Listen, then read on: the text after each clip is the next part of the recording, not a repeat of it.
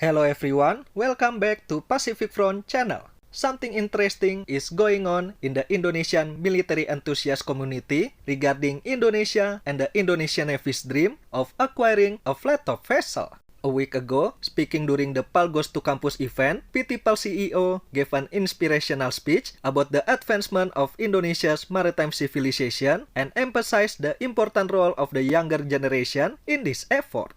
That's a very good vision. But what attracts the attention of the community is the picture posted on the PAL website about the event. In the background, PT PAL showcased some of their projects that we already know, like the Red-White Frigate and the UUV, along with what appeared to be Juan Carlos I LHD design.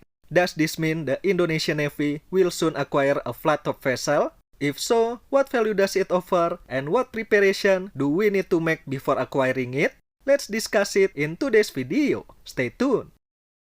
Days later, the Navy Chief of Staff also expressed his desire to own ocean-going vessels to create a modern Navy that has regional deterrence and global projections, and to be able to fend off all kinds of threats beyond Indonesian waters. Therefore, he wishes to acquire a mini carrier or LHD to achieve this goal. Last May, the Navy Chief visited the Italian Navy's carrier ITS Giuseppe Garibaldi, and he also said he had already seen a Turkish carrier. The Navy indeed has a plan to acquire a flat-top vessel in its modernization program. As I remember, the plan will not be executed until after 2030. However, some say this plan might be moved forward and added to the 2025-2029 strategic plan. The initial tonnage requirement has been specified as well between 22,000 to 25,000 tons. But I need to remind you, this timeline is not fixed yet. We need to wait until the next administration takes office. From all kinds of flat-top vessels, LHD is the perfect type for the Indonesian Navy's need. Due to its versatility in performing military operations and humanitarian missions, it becomes a go-to solution for the flat-top needs of NATO and non-NATO countries too. With a tonnage requirement set of between 22,000 to 25,000 tons, I can only find one LHD design that fits this requirement, the Juan Carlos I LHD. Well, PT PAL publication can spill it for us anyway. Or, if Turkey is involved, then it's gonna be the Anadolu class light carrier. The Anadolu class has a length of 232 meter, beam of 32 meter, draft of 6.9 meter, and displacement of between 24,600 and 27,000 tons, depending on mission configuration. She is powered with a Codat propulsion system with 5 main diesel engines that can produce 11,000 horsepower each, has a maximum speed of 21 knots, range of 9,000 nautical miles, and endurance of up to 50 days with rust. The Anadolu class can accommodate up to 1,223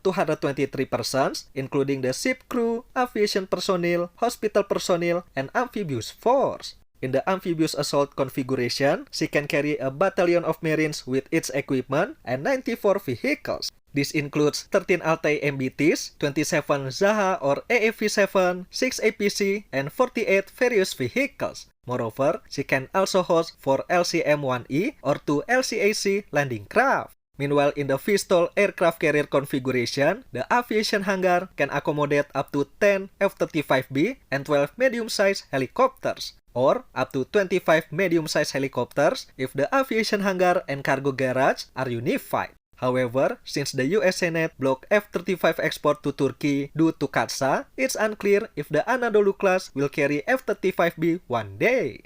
Until a few years ago, this was also my concern if the Indonesian Navy chose an LHD design with a ski jump, because it won't be of any use to us, since the only fixed-wing aircraft capable of using the ski jump and landing in a tight space without any help is the F-35B, and Indonesia most likely won't get access to the F-35 anytime soon. So, I thought something like Mistral was enough for the Navy. But it all changed with the introduction of Bayraktar TB3 and Kizilelma. With these carrier-based UCAVs, everyone has another option of fixed-wing assets for their light carrier.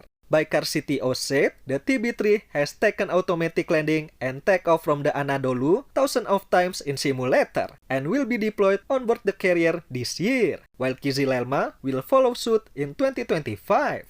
If the Navy is going to buy the Anadolu class and decide to acquire the TB3 and Kizilelma as well, it will revolutionize how the Indonesian Navy fights a war.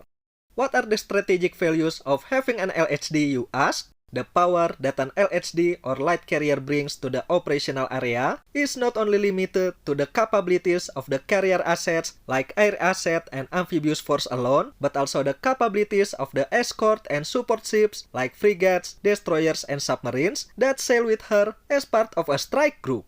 As a floating air base, an LHD or light carrier combines operational flexibility and speed of intervention in the operational area, either for military or humanitarian operations. It's also less vulnerable to attack, unlike land-based airport and military bases.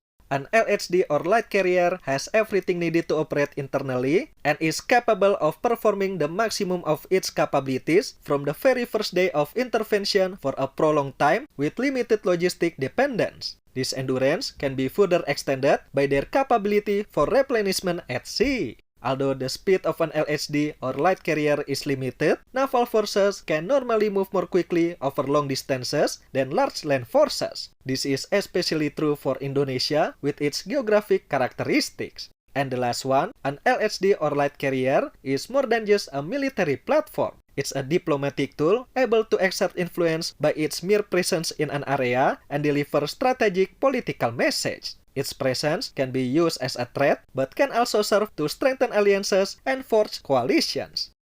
From what I see, there is no downside for the Navy of having an LHD or light carrier. And I feel it's necessary for an archipelagic nation like Indonesia, which is surrounded by two big oceans, to have this type of warship. However, we need to make some preparation before we decide to buy an LHD. First of all, we need to modernize our existing fleet, especially those frontline warships that will protect the LHD as a strike group. For this matter, I think the Navy has made decent progress by acquiring Frame, Red White, and Tawny Rifle frigates, and also Scorpion Evolved submarines. I think we just need to add a few more of them to be part of the strike group. Second is having deep defense cooperation with countries that build and operate LHD or carriers, preferably the one that also produce a carrier-based aircraft. This is important to train our local shipbuilders, sailors, and crew on carrier operation, maintenance, and repair.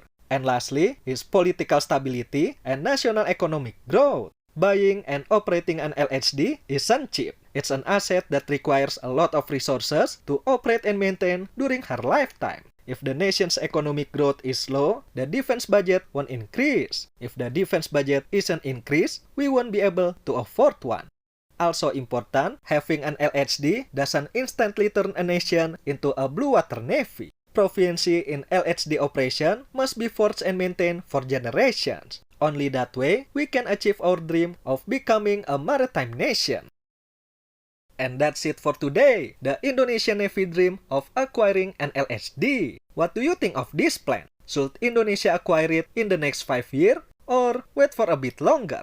Let us know in the comment section below. Thank you for watching everyone. I'll see you in the next one.